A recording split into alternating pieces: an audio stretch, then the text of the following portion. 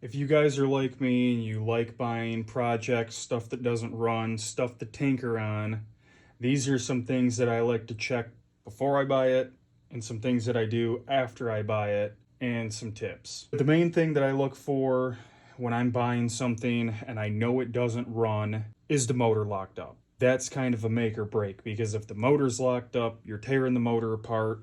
Who knows what you're going to find when you start digging into that. So as long as the motor rolls over freely, you should be all right, knowing that it still doesn't run. You don't know the reason it doesn't run. They always say, it ran good the last time it ran and now it won't start. And that was 2 years ago. Okay, there's two things that I always do. Grab your compression tester, check the compression in the cylinder or cylinders. The reason I always check the compression first is because I've done it, everyone else has done it. If they say they haven't done it, they're lying. You don't check the compression when you buy something used. You dump all of this money into whatever you're working on, snowmobile, four-wheeler, tractor, whatever, it doesn't matter. You dump all of that money into getting something running. You get it running, and then you realize one cylinder only has 90 psi in it. The other cylinder has 130 in it, and that one's good, but the other one has a dead cylinder. So you're gonna have to do a teardown on the motor. You go down that wormhole and you never know what you're gonna find. Depending on the shape of the vehicle that you buy or whatever you're working on, sometimes it's better to either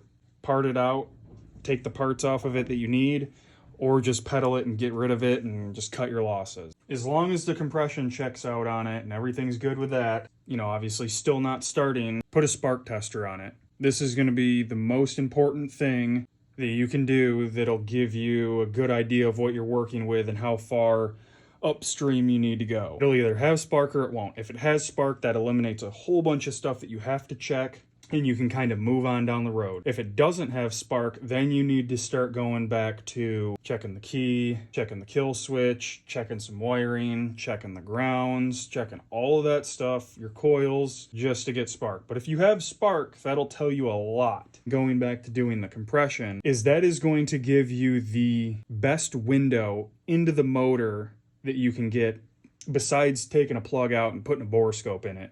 But a compression check is going to tell you a lot about the health of that engine and whether or not you've got a fighting chance at getting this project running. If you guys have any other suggestions of stuff that you guys check when you get new projects, leave it in the comments, let me know. I'm always open to new suggestions and just kind of bouncing ideas off of everyone else. Cool, on to the next.